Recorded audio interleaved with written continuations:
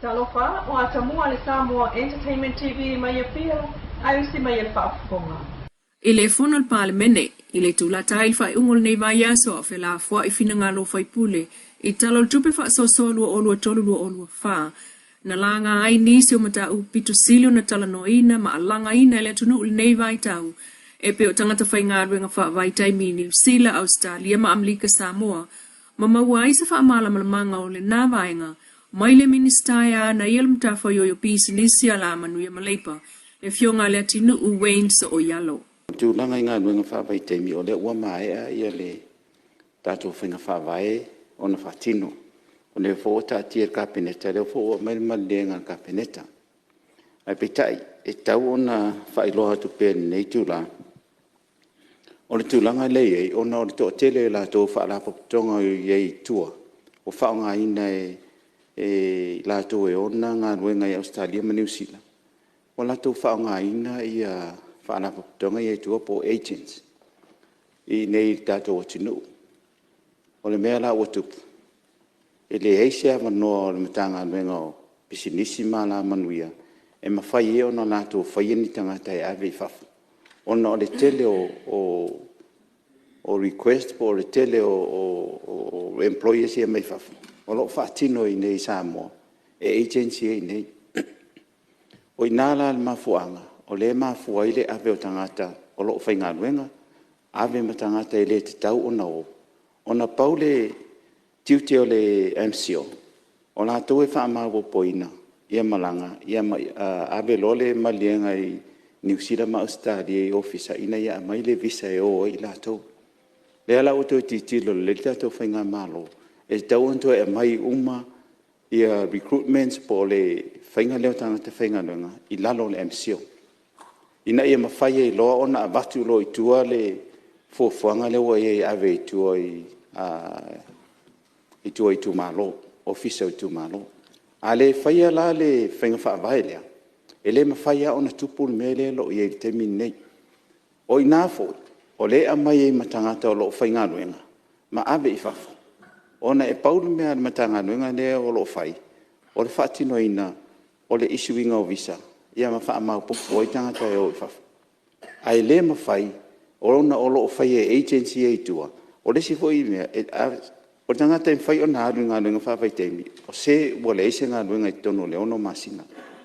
Ai pitai, o le a mai e ia ma tangata o lo o whai ngā nuenga le teimi na. O le ala ua iei ia fuafuanga fo i le whainga whawai lo whaatatia. Ai se ia o le teimi a mai ai.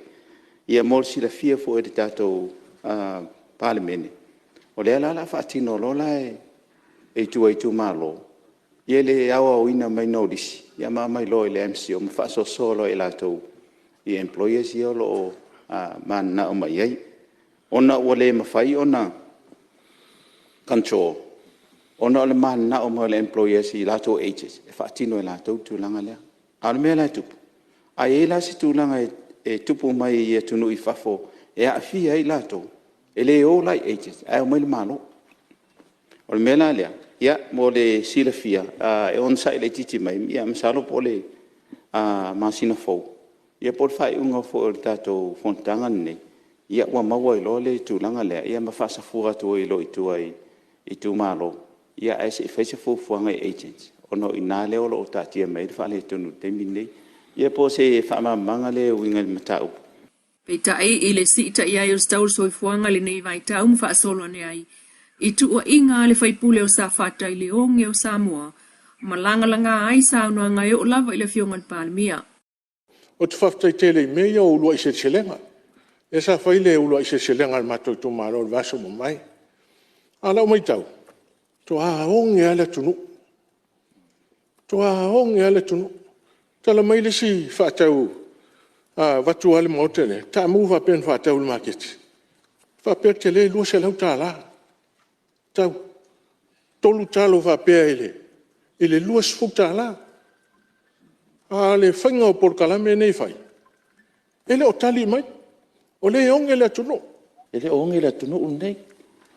O ma ko ele onge. E mo ke leo foi fa kau mingi ma ko kalo lai ko koa ma ko kalo. Au ke lo fionga ngai ke kau mawhai kalo whakau. O le mea foi langa e ke fai mai ai, mai saunga mai. O le onge la tunu, ai le onge la tunu ula o whionga sui mara. Al polo kalame a ia le bere o le ulua i se selenga, o se polo kalame a o ngā. E unga ia e lau fai whakoanga. O le amakanga ngā al polo kalame. Aia e le fia unga ia se mea. Ia, fai se malolonga. Fai lava le fai ngā malo le nei vai aso e whaamtatala atu le tu langa o le tau tār soifonga. Ia o no atunu i whafo. Le au tautu wa ai li teleo o loa i tono o whale o loa. O loa mai whafo. Mai se avoi, lo telefo i whaama. O lo saua i tua o le tu langa lea.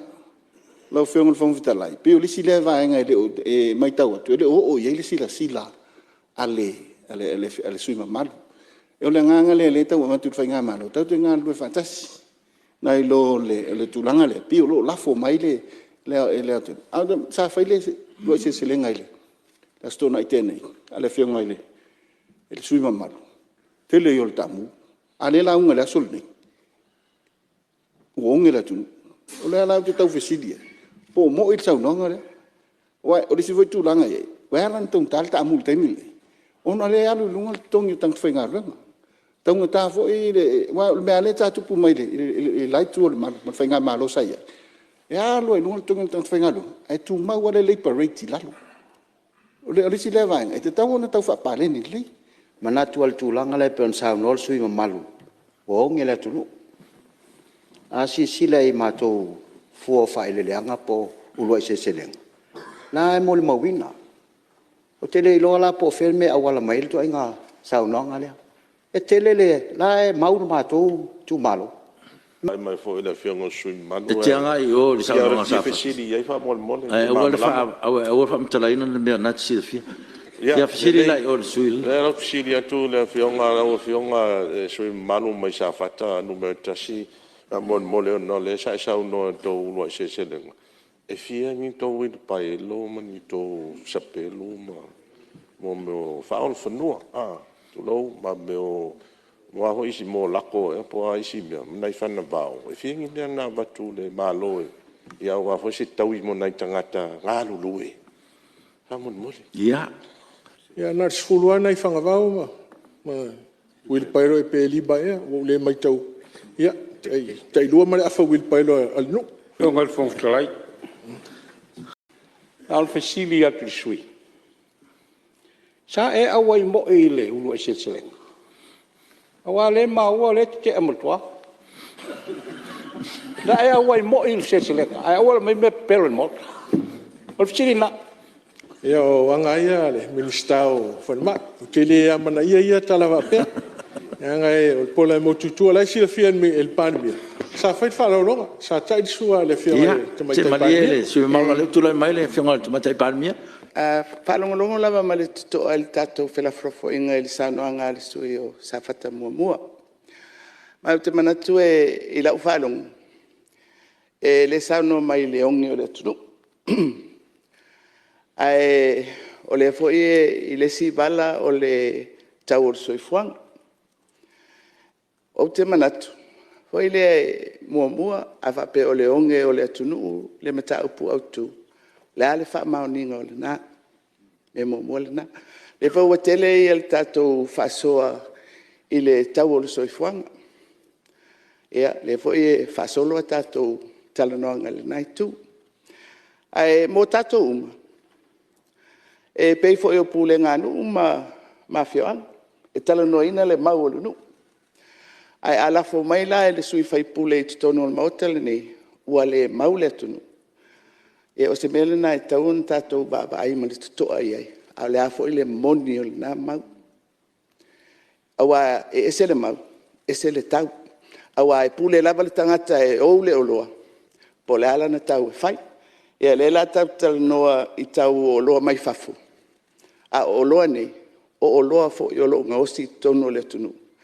Mai o lai fo i fai e le pule a tangata e ou na o loa. A e lau fionga. O le mele o te fia maua, o le ale sa o lau mau.